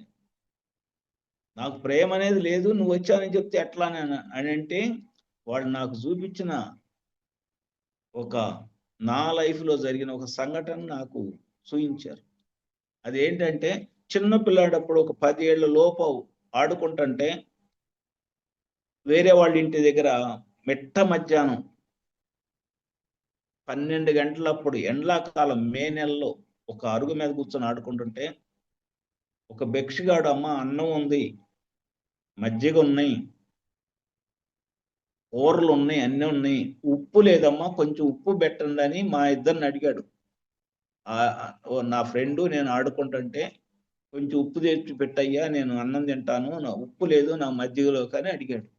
అడిగితే నా పక్కన ఉన్నాడు, ఇంటి ముందర ఆడుకుంటున్నాం, ఉప్పు నువ్వు తీసుకురారా ఇంట్లోకి వెళ్ళి అని అన్నవాడిని. వాడినంటే నేను తీసుకొస్తాను, మేము వాడుకోవటానికి ఇంకో రోజుకి వచ్చింది, ఈ అబ్బాయికి పెడితే నాకేం వచ్చింది అంటే, ఆ అబ్బాయిని అక్కడ కూర్చోబెట్టి నేను వెళ్ళి మా ఇంటికి వెళ్ళి తీసుకొస్తానని మా ఇంటికి వెళ్ళి దేవులాడుతుంటే మా అమ్మాయి ఏంటంటే ఒక పొట్లం కట్టించింది ఉప్పు, అది తీసుకొచ్చి ఇచ్చా, తర్వాత అయినా ఉంటుందిలేని. అది ఏముంది, అది పెద్ద, అప్పుడే మర్చిపోయా నేను. అది గుర్తు చేశారండి వాళ్ళు. నువ్వు ప్రేమ లేదంటావు, ఆయన మీద జాలి దయ ఉండబట్టే కదా నువ్వు వెళ్ళి, ఈ అబ్బాయి వద్దన్నా కానీ నువ్వు కూడా వద్దు, నేను ఇవ్వనని మెలకుండా ఆడుకోవాలి, చిన్నపిల్లలు కదా మీరు, మీకు అవన్నీ ఎక్కడ తెలుసు, నువ్వు ఆ రోజే ఇచ్చావంటే నీలో ఆ ప్రేమ ఉంటేనే కదా ఇచ్చింది. అని గుర్తు చేశారు. అంటే అప్పుడు అనిపించింది, ఓహో ఉందేమో నాకు కూడా. అట్లానే మా వాచ్మెన్కి ఒక 30,000 డబ్బులు ఇచ్చి పంపారు. అతను ఎవరో తెలియదు, ఎక్కడో అటు నుంచి అమలాపురం నుంచి వచ్చాడు. ఎవరు తెలియదు నాకు. డబ్బులు కావాలన్నాడు, 30,000 ఇచ్చి పంపించాడు, అంతే వెళ్ళిపోయాడు. వాచ్మెన్ అడగంగానే 30,000 ఇచ్చావంటే నీకు వాడెవడో తెలియకుండా 30,000 ఇచ్చావంటే వాడు నీకు ప్రేమ ఉంటేనే కదా, అభిమానం ఉంటేనే కదా, నువ్వు ఇవ్వగలిగినా అందరూ ఇవ్వరు కదా, నువ్వు ఇచ్చావంటే నీకు ఉంది కదా అని ఆ రెండు గుర్తు చేశారండి. నా జీవితంలో జరిగిన సంఘటన వాళ్ళు గుర్తు చేశారు, నీకు ఉంది ప్రేమ అని చెప్పి. ఈ విషయాలన్నీ ఎవరికి చెప్పాలో నాకు తెలియక ఉంటంటే, ఖచ్చితంగా ప్లైడియన్స్ అంటే పుత్రికా నక్షత్ర వాసులండి. పుత్రికా నక్షత్రం అంటే కార్తీక మాసం, మన భూమి అటు తిరిగేటప్పుడు కార్తీక మాసం అంటారు. కార్తీక పౌర్ణమి రోజున ఇది నేను చెప్పే అవకాశం వచ్చింది అనేక మంది మాస్టర్ల ముందర. వారందరూ అన్నారు, ఎస్ మీరు అదే నక్షత్రం అండి, అందుకనే మీకు అవన్నీ గుర్తులు చేశారు, మీరేం డౌట్ పడాల్సిన పని లేదు అంటే. ఇది ఎవరికైనా చెప్పినా ఎవరు నమ్మరు కదా, అందుకని చెప్పడానికి నేను కొంచెం దడిస్తే ఆ రోజు చెప్పే అవకాశం వచ్చింది.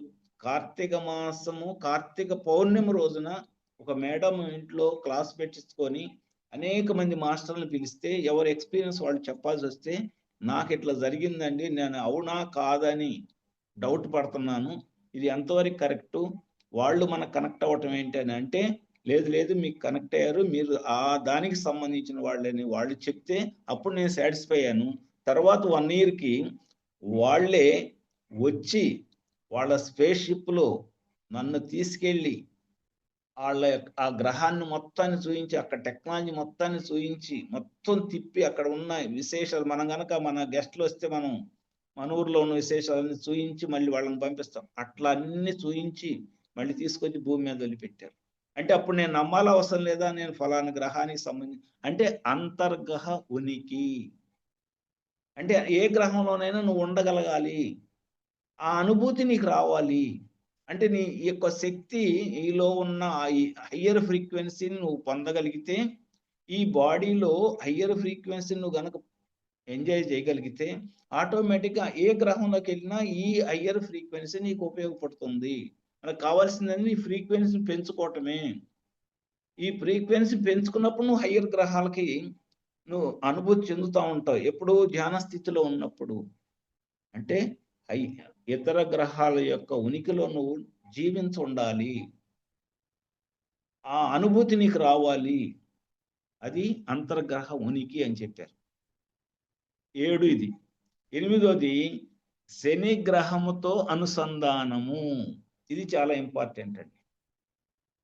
శని ఏంటంటే, శని గ్రహం అని అంటే అక్కడున్న మాస్టర్లు అంట, ఈ మానవుడి యొక్క కర్మల్ని ఒకవేళ తప్పించుకుంటాడేమో, ఈ కర్మలు తెచ్చుకున్నాడు, ఒక 100 కర్మలు నేను అనుభవిస్తానని తెచ్చుకున్నాడు. తెచ్చుకొని వీటిని అనుభవించకుండా తప్పుకుంటానికి వెళ్తాడేమోనని వాళ్ళు పట్టుకొని అలా అనుభవింపు చేస్తారంటండి. శని ఏలినాటి శని అంటారే, 21 సంవత్సరాలు 7 సంవత్సరాలని. ఎందుకు అని అంటే, వాడు తెచ్చుకున్న కర్మల్ని భయపడి పారిపోకుండా శని పట్టుకొని నువ్వు కర్మలు అనుభవించు అని అనుభవింప చేసి, ఏలినాటి శని అయిపోయిన తర్వాత శని వైభోగము ఏదో ఇస్తారు, శని ఏదో అంటారు దాన్ని, శని వైభోగం అనో లేకపోతే సంథింగ్ వర్డ్ ఏదో ఉంది. శని గ్రహం కూడా పట్టినన్నాళ్ళు పట్టి పీడించి ఆ కర్మలన్నీ అయిపోయిన తర్వాత శని మహర్దశ అని ఒక పేరు ఉందండి మన దీనిలో. దాన్ని ఏమంటారు, మన జాతక చక్రాల్లో శని మహర్దశ నడుస్తున్నాయని నీకు బ్రహ్మాండంగా ఉంటుందని చెప్తారు. శని పట్టినప్పుడు నీ కర్మలు అనుభవించాలని చెప్తారు. అంటే మన యొక్క కర్మల్ని ఒకవేళ అనుభవించకుండా పోతామోనని అనుభవింపజేసే మాస్టర్స్ అక్కడ ఉంటారు. అంటే కర్మలను పోగొట్టాలి, వీళ్ళ కర్మలన్నీ పోగొట్టి ఈ కర్మలన్నీ పోతేనే అసెండ్ అయ్యేది, వీడికి 5th డైమెన్షన్ ఎలిజిబిలిటీ వచ్చేది.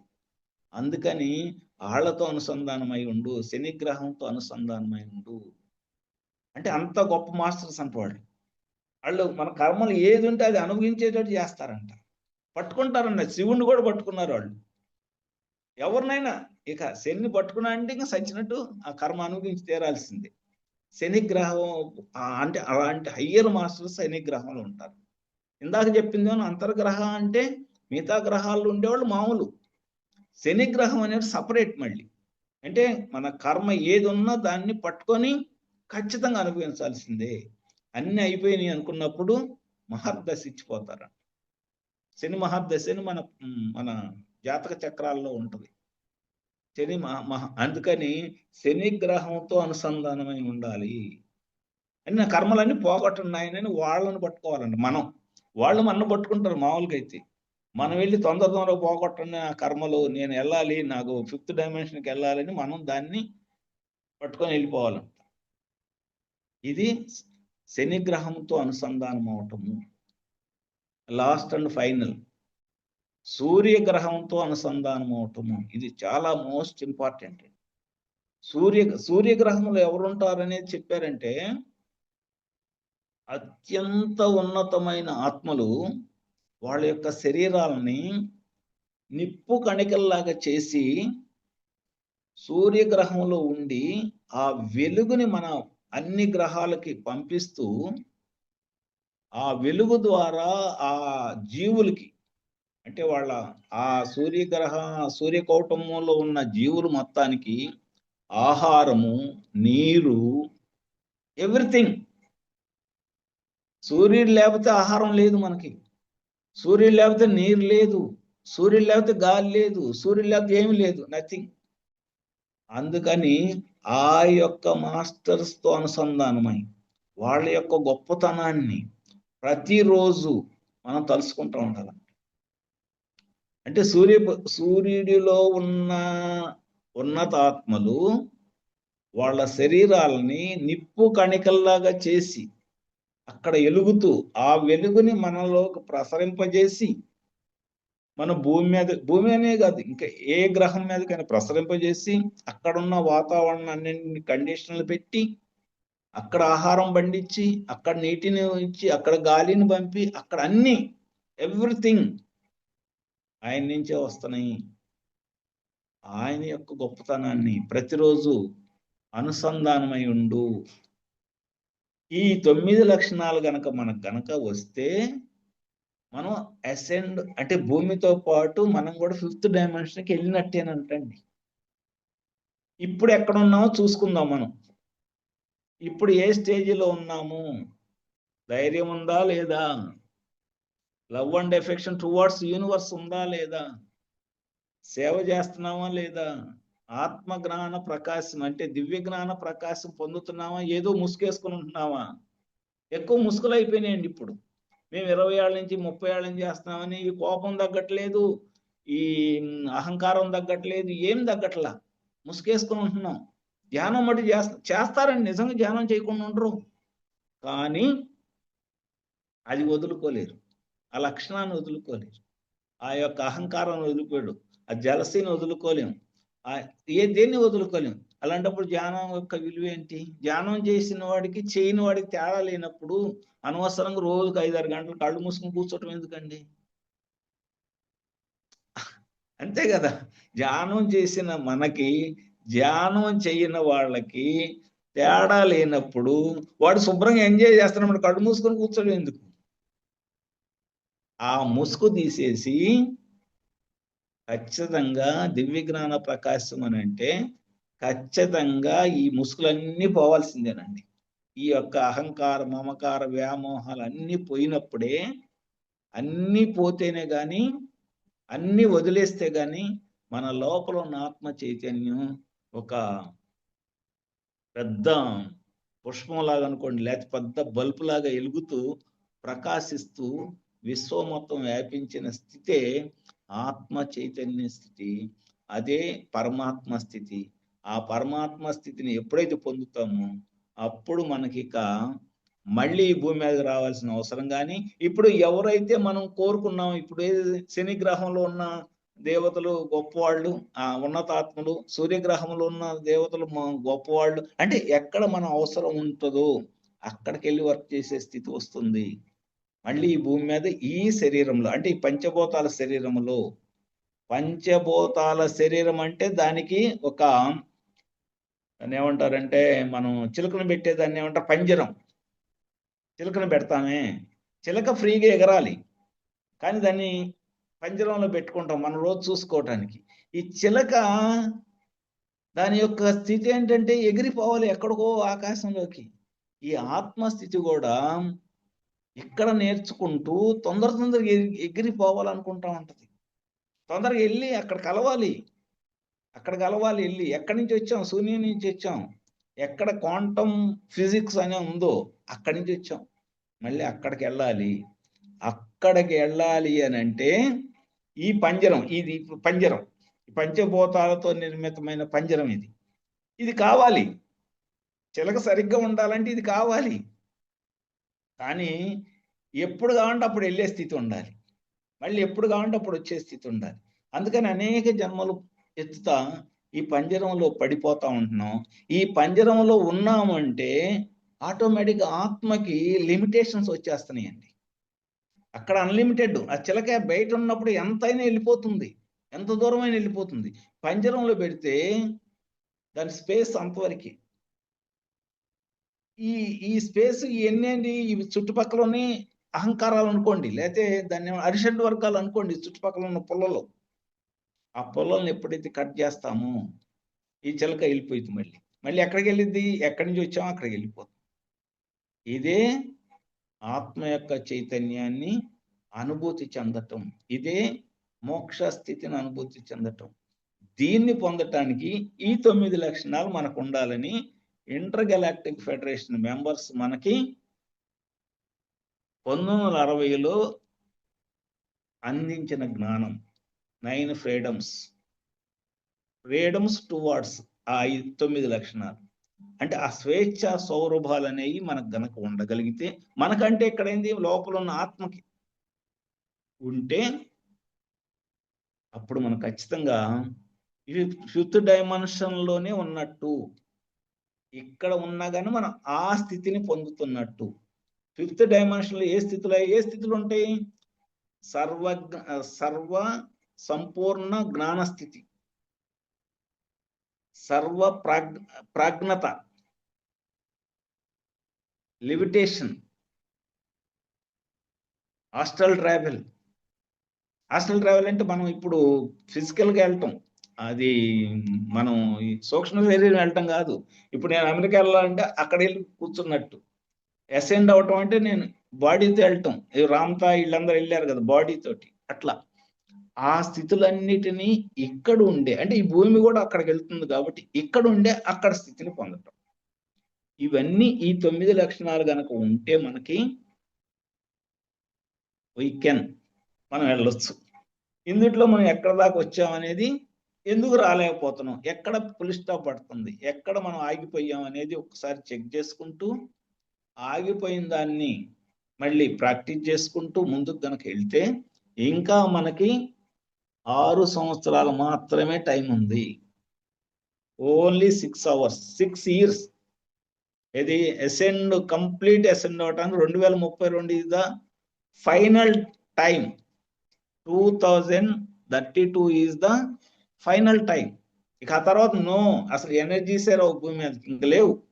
అంటే వీళ్ళందరూ ఎనర్జెటిక్గా అయిపోతారు, ఇంకా పైనుంచి పంపే పని లేదని వాళ్ళు ఆ డేట్ నిర్ణయించారు. ఆ లోపలే మనం ఈ ముసుగులన్నీ తీసేసుకొని ఈ 9 లక్షణాలు మనం గనక పొందగలిగితే అప్పుడు మనం ఆ స్థితులన్నీ మనం పొందొచ్చు. దానికోసమే ఈ కార్యక్రమం అంతా జరుగుతుంది. దానికోసమే మనం ఇంత కష్టపడుతున్నాం, మనం ఎంత సేవ చేస్తున్నాం ప్రజలకి. దానికోసం ఈ భూమిని కాపాడటానికి, భూమి ఎప్పుడు మన కలిసి చూస్తూ ఉంటుంది అంటే, మరి ఏంట్రా మానవుడు నన్ను అసలు పట్టించుకోవట్లేదని, అసలు నన్ను పట్టించుకోవట్లేదని, అన్ని ఇబ్బందులే పెడుతున్నాడు, నన్ను పట్టించుకోవట్లేదని. ఎప్పుడో తన కోపం వచ్చినప్పుడు ఒకసారి అట్లా ఒళ్ళు ఇరుసుకుంటుంది. ఆ ఒళ్ళు ఇరుసుకోవటమే, కొండలు ఉన్న కాడ లోయలు అవుతాయి, లోయలు ఉన్న కాడ కొండలు అవుతాయి, నీళ్లు ఉన్న కాడ ఏమన్నా భూమి వచ్చింది, భూమి ఉన్న కాడ ఏమన్నా నీళ్లు వస్తాయి. అయిపోయింది, మొత్తం తిరగబడిపోతుంది. ఓపిక పట్టి పట్టి పట్టి ఇది జరుగుతూ ఉంటుంది. అంటే ఆ భూమి యొక్క ఫ్రీక్వెన్సీని మనం సరిగ్గా అర్థం చేసుకొని ఆ ఫ్రీక్వెన్సీతో కూడా అనుసంధానం అయితే మనకి ఇంకా తిరిగే లేదండి. కానీ అసలు భూమిని మనం అసలు లెక్కే చేయము. ఏముంది కాలి కింద మట్టేగా అన్నట్టుంటుంది. కాలి కింద భూమి అనేది ఘనీభవించిన ఎనర్జీ సెంటర్ అంటండి. భూమి అనేది ఘనీభవించిన ఎనర్జీ సెంటర్. ఉత్త కాళ్ళ మీద ఒత్తి చెప్పులు లేకుండా కాళ్ళతో నడిస్తే మనకి energy we can gain it. మనం ఆ ఎనర్జీని పొందుతాం. గాలిలో ప్రకృతిలో అట్లా తిరుగుతుంటే మనకి ఆ ఎనర్జీ మనకి తగులుతూ ఉంటుంది. సముద్రం ఒడ్డుకి వెళ్ళి ఊరికి తిరిగితే చాలు మనం ఎంతో హ్యాపీగా ఫీల్ అవుతాం. మనం సముద్ర స్నానం చేయాల, ఏం చేయాలి, అసలు బట్టలు కూడా ఇప్పలా, ఊరికి అటు ఇటు 4 సార్లు తిరిగాం అంటారు. ఇక్కడి నుంచి అక్కడ దాకా, అక్కడి నుంచి ఇక్కడ దాకా. కానీ అప్పుడు దాకుండా అలసంతా పోయింది. ఏమైంది, ఎందుకు వచ్చింది అంటే ప్రకృతిని ఆస్వాదించాం, గాలిని ఆస్వాదించాం, వాటర్ని ఆస్వాదించాం. అట్లా చూస్తేనే అది ఒక అనుభూతి చెందుతున్నాం. ఎందుకంటే ప్రకృతి అనుసంధానం, దాని యొక్క గొప్పతనాన్ని మనం అంగీకరిస్తున్నాం. పంచభూతాల యొక్క గొప్పతనాన్ని అంగీకరించాలి. ఏముందిలే అయ్యి అనుకోకూడదు, అంగీకరించాలి, ప్రాక్టికల్ చేయాలి. అంతే. ప్రాక్టికల్ చేస్తే ఖచ్చితంగా మనం కూడా ఈ యొక్క ఎర్త్ ఎసెన్షన్లో భాగమై మనం కూడా జంప్ అక్కడికి వెళ్తాం, లేకపోతే ఇక్కడే ఉంటాం. ఏదన్నా నెగటివ్ ఫీలింగ్స్, నెగటివ్ ఫోర్సెస్లో ఉన్నామంటే సెగ్రిగేట్ అయిపోతాం, అంటే పక్కకు తొలగించబడతాం. తొలగించి ఇక్కడే ఉండు నువ్వు అని ఒక సపరేట్ ఒకటి తయారవుతుంది. దేయు గ్రహం అనే ఏదో పేరు పెట్టారు దాన్ని. ఆ గ్రహం మీద పంపిస్తారు, ఇది వెళ్ళిపోయింది. అంటే ఇప్పుడు మన సొసైటీలో కాకుండా బయట వాళ్ళకి చెప్పాను ఏంది గ్రహాలు ఏంది, వాళ్ళకి మైండ్ పోయింది. ఇక్కడ ఎందుకు చెప్తున్నాం అంటే వీఆర్ సమ్ నాలెడ్జ్ మనకు ఒకటి ఉంది, మన బేస్ ఉంది కాబట్టి దీన్ని కొంచెం ఇంప్రూవ్ చేసుకోవటానికి, ఈ లక్షణాలను పెంపొందించుకోవటానికి ఇది మనకు ఉపయోగపడుతుంది అన్న ఉద్దేశంతో ఆ జ్ఞానాన్ని వాళ్ళు సరైన టైంలో, ఇప్పుడు మనకి శంబాల జ్ఞానాన్ని వదిలారు బయటికి. పైన స్పేస్ షిప్లు పెట్టుకుని అనేకమైన నక్షత్రలోక వాసులు మన భూమి యొక్క స్థితి, అంటే భూమి యొక్క పరిధి ఉంటుంది కదా, మనకి కొంత భూమిని ఆకర్షించే పరిధి కొంతవరకు ఉంటుంది, ఆ తర్వాత ఉండదు, స్పేస్ ఉంటుంది. ఆ స్పేస్ దాకా వచ్చి అక్కడ లంగర్లు వేసుకొని అక్కడి నుంచి మన జ్ఞానాన్ని ఇస్తుంది. వాళ్ళు శంబాలాలు ఓపెన్ చేశారు. ఫిలిప్పైన్స్ లో ఒకటి ఉంది, టోల్టెక్ ఒప్పందాలని ఒక బుక్ ఉంది. ఆ బుక్ లో వచ్చింది ఫిలిప్పైన్స్ లో వాళ్ళు ఒక గ్రూప్ ఆఫ్ పీపుల్ అంత జ్ఞానవంతులు. వాళ్ళు ప్రతివాడు నేను దేవుణ్ణి అనుకునే స్థితి నుంచి వాళ్ళు మాయలో పడి అదంతా వదిలేస్తారు.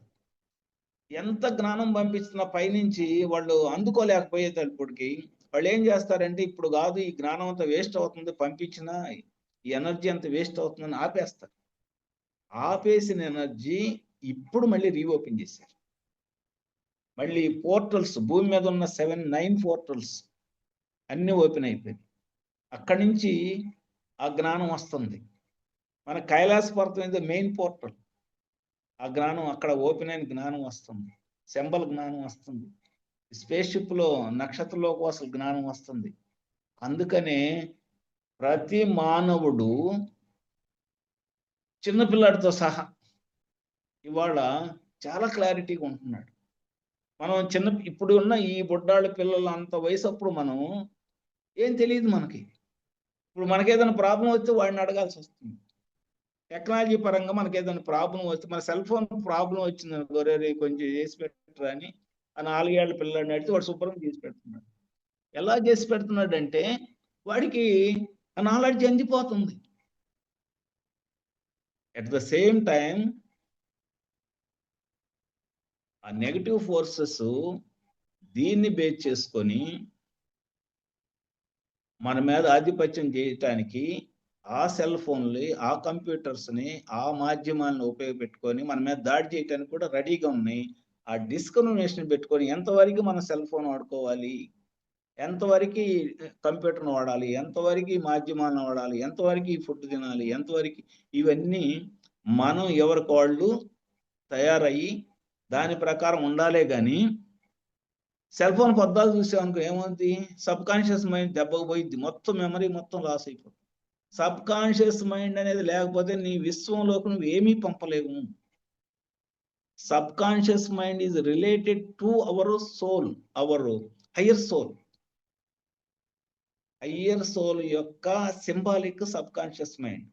మన యొక్క సింబాలిక్, మన కాన్షియస్నెస్ యొక్క సింబాలిక్ ఇది దీన్ని ఏమంటే బ్రెయిన్ అవర్ ఆలోచన చేసే దాన్ని ఏమంటారంటే ఫ్రంట్ లోబ్. ఈ ఫ్రంట్ లోబ్ అనేది మన ఆలోచనలు చేయటానికి, అంటే మన బ్రెయిన్లో ఆలోచన చేసేది ఈ ఫ్రంట్ లోబ్. ఈ ఫ్రంట్ లోబ్ అనేది ఈ యొక్క మానవ శరీరానికి సంబంధించింది. Subconscious mind this is related to the our higher soul, పూర్ణాత్మ. పూర్ణాత్మ యొక్క సోల్ అక్కడ, పూర్ణాత్మ యొక్క బ్రెయిన్ అది. అందుకని మనం పదే పదే పదే రిపిటేషన్ చేస్తే ఈ పూర్ణాత్మ స్థితి నుంచి, ఈ సబ్ కాన్షియస్ మైండ్ నుంచి అది వైబ్రేట్ అయితే యూనివర్స్కి, ఇది యూనివర్స్ సూపర్ కాన్షియస్ మైండ్. ఈ సూపర్ కాన్షియస్ మైండ్కి ఎప్పుడైతే వెళ్ళిద్దో ఆటోమేటిక్గా అందులో మనం ఏది పంపిస్తే దాన్ని మల్టిఫై చేసి మనకు అందిస్తానే ఉంటాం. ఇది ప్రకృతి నియమం.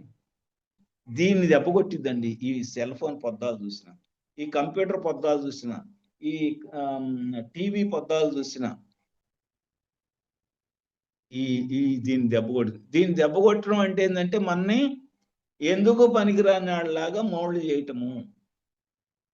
మనం అయోమయ స్థితి, ఈ అయోమయ స్థితే వాళ్ళకి ఆహారము, ఈ యొక్క అపరాధమే వాళ్ళ ఆహారము. అట్లా ఉంటుంది వాళ్ళకి. మనం మన ఈ నిట్టూర్పులు, తెలియని స్థితి, ఆందోళన, ఇవన్నీ వాళ్ళకి ఆహారం. అందుకని దీన్ని పెంచడానికి వాళ్ళు చూస్తారు. దీని నుంచి బయటపడేదానికి ఏమన్నా మనం చూడాలి. మనం అందరం ఏంటంటే ఈ జ్ఞానం నేర్పి, వీళ్ళని క్లారిటీగా నేర్పి, వీళ్ళు కనుక సరిగ్గా ఉంటే, వీళ్ళు నిట్టూర్పులు లేకుండా ఉంటే వాడికి ఆహారం అందుకుంటే వాడే పోతాడు అనేది మన లెక్క. వాళ్ళ లెక్క ఏంది, వీళ్ళని ఇదే జోన్లో అట్టి పెడితే, వీళ్ళని ఇట్లా నెట్టి పెడితే వాడు ఎప్పుడు ఏడుస్తూ ఉంటే ఆ ఏడుపే మనకు ఆహారంగా మనం పొందాలని వాడి లెక్క వాడితే. వీళ్ళిద్దరి మధ్య ఘర్షణ, ఈ ఘర్షణే యుద్ధాలకు కారణం. ఆ యుద్ధాలని ఇప్పుడు ఈ భూమి మీద ఉన్న ఎనర్జీస్ యుద్ధం జరగకుండా చేసే అంత స్థితిలో ఉన్నవి. ఈసారి యుద్ధం అంటూ జరిగితే యుద్ధం ఎవరైతే కాంక్షిస్తున్నారో వాళ్ళే లాస్ అవుతారు. ఇంకెవరు, అందరూ బ్రహ్మాండంగా వెళ్ళిపోతారు, వాళ్ళే లాసిస్తారు. ఈసారి జరగదు. ఈసారి ఖచ్చితంగా అసెండ్ అవుతుంది భూమి. దాంతోపాటు ఇక్కడున్న మానవులు కూడా అవుతారు. ఈ ప్రణాళికలో ఎన్నో రకాల హెల్ప్స్ మనకు అందుతున్నాయి. ఆ హెల్ప్స్లో భాగమే ఇవాళ 1960లో అందిన ఈ నవవిధ స్వేచ్ఛ సౌరభాలు. ఓకే సార్, ఫర్ యూ మీకోసం మన ఛానల్కి వచ్చి ఎంతో ఆత్మజ్ఞానం అందించారు masters. Thank you sir. Thank you sir.